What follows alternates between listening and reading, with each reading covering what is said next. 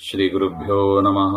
ಕಾಂತಾಯ ಕಲ್ಯಾಣಗುಣೈಕಧಾಮ್ನೇ ನವದ್ಯುನಾಥ ಪ್ರತಿಮಪ್ರಭಾಯ ನಾರಾಯಣಾಯಾಖಿಲಕಾರಣಾಯ ಶ್ರೀಪ್ರಾಣನಾಥಾಯ ನಮಸ್ಕರೋಮಿ. ಶ್ರೀಮತ್ ಸುಮಧ್ವ ವಿಜಯ ಪಂಚಮ ಸರ್ಗ 23ನೇ ಶ್ಲೋಕ.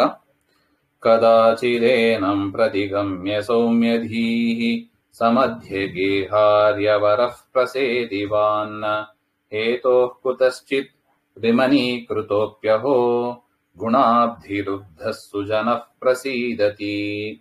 ಕದಾಚಿತ್ ಏನಂ ಪ್ರತಿಗಮ್ಯ ಸೌಮ್ಯಧೀಃ ಸಹ ಮಧ್ಯಗೇಹಾರ್ಯವರಃ ಪ್ರಸೇದಿವಾನ್ ಹೇತೋಃ ಕುತಶ್ಚಿತ್ ವಿಮನೀಕೃತಃ ಅಪಿ ಅಹೋ ಗುಣಾಬ್ಧಿಲುಬ್ಧಃ ಸುಜನಃ ಪ್ರಸೀದತಿ.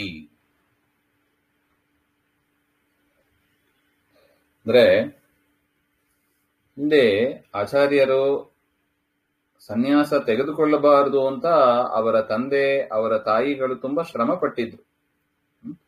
ಈಗ ಆಚಾರ್ಯರು ಸನ್ಯಾಸ ತೆಗೆದುಕೊಂಡು ಅನೇಕ ವಾದಿಗಳನ್ನೆಲ್ಲ ಸೋಲಿಸಿ ಒಳ್ಳೆ ಖ್ಯಾತಿಯಾಗಿದ್ದಾರೆ.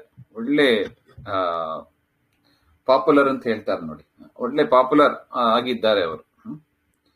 ಈಗ ಅವರ ಪರಿಸ್ಥಿತಿ ಹೇಗಿತ್ತು? ಮಧ್ಯಗೇಹಾರ್ಯ ಭಟ್ಟರು ಅವರ ತಂದೆ ತಾಯಿಯರ ಪೂರ್ವಾಶ್ರಮ ತಂದೆ ತಾಯಿಯರ ಪರಿಸ್ಥಿತಿ ಹೇಗಿತ್ತು ಅಂತ ಹೇಳ್ತಾರೆ. ಕದಾಚಿತ್ ಏನಂ ಪ್ರತಿಗಮ್ಯ ಅಂದ್ರೆ ಸೌಮ್ಯದೀಹಿ ಕೋಮಲ ಚಿತ್ತರಾದ ಸಹ ಮಧ್ಯಗೇಹಾರ್ಯ ವರಹ ಅಂದ್ರೆ ಮಧ್ಯಗೇಹ ಭಟ್ಟರು ಆರ್ಯವರ ಅಂತ ಹೇಳ್ತಾರೆ. ಆರ್ಯ ಅಂದ್ರೆ ಪೂಜ್ಯರು, ಆರ್ಯವರ ಅಂದ್ರೆ ಸಾಧು ಶ್ರೇಷ್ಠರು ಅಂತ ಅರ್ಥ.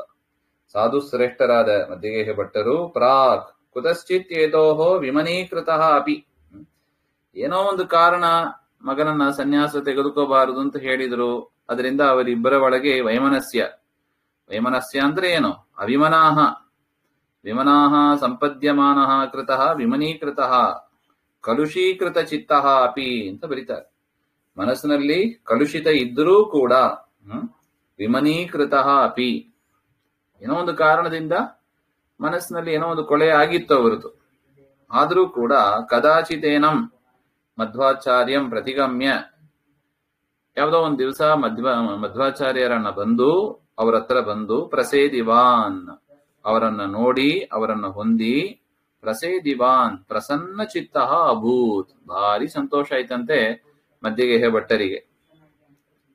ಹೌದಲ್ವಾ? ಅಹೋ ಸುಜನಃ ಗುಣಾಬ್ಧಿ ಲುಬ್ಧಃ, ಸಜ್ಜನರು ಏನಾಗಿರ್ತಾರೆ?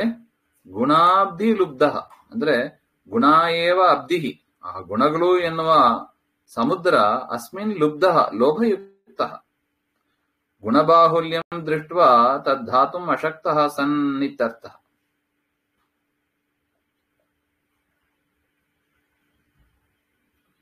ಪ್ರಸೀದತಿ ಪ್ರಕರ್ಷೇಣ ಸೀದತಿ ತತ್ರ ಸಕ್ತೋ ಭವತಿ.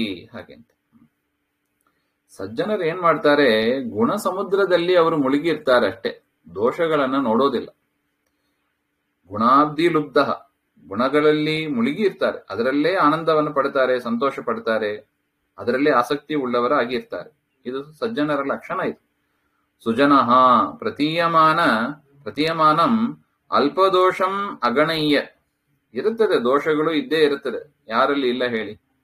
ಎಲ್ಲರಲ್ಲೂ ದೋಷ ಇದ್ದೇ ಇರುತ್ತದೆ.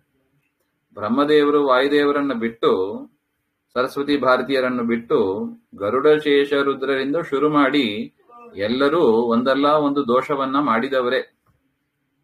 ಆದ್ರೆ ಹೆಚ್ಚು ಗುಣಗಳು ಇದೆ, ದೋಷಗಳು ಭಾರಿ ಅಲ್ಪ. ಒಂದು ಜೀವನದಲ್ಲಿ ಅಲ್ಲಿ ಇಲ್ಲಿ ಎಲ್ಲರೂ ಒಂದೆರಡು ಕಡೆ ಕಾಣ್ತದೆ ದೋಷಗಳು ಅಷ್ಟೇ. ಮನುಷ್ಯರಲ್ಲಿ ಹಾಗೆಲ್ಲ, ದೋಷಗಳೇ ಜಾಸ್ತಿ, ಗುಣಗಳು ಸ್ವಲ್ಪ ಕಡಿಮೆ. ಆದ್ರೂ ಕೂಡ ಗುಣಗಳು ಇದೆ, ಪ್ರತಿಯೊಬ್ಬರಲ್ಲೂ ಒಂದೊಂದು ವೈಶಿಷ್ಟ್ಯ ಇದ್ದೇ ಇರುತ್ತದೆ. ದೇವರು ಸೃಷ್ಟಿ ಮಾಡುವಾಗಲೇ ಹಾಗೆ ಮಾಡಿದ್ದಾನೆ. ಸತ್ವಗುಣ, ರಜೋಗುಣ, ತಮೋಗುಣ ಮೂರು ಸೇರಿಯೇ ಇರೋದು. ಅದರಿಂದ ಮಧ್ಯಗೇಹ ಭಟ್ಟರು ಹಾಗೆ ಇದ್ರು. ಏನೋ ಒಂದು ಮನಸ್ಸಿನಲ್ಲಿ ದೋಷ ಇತ್ತು.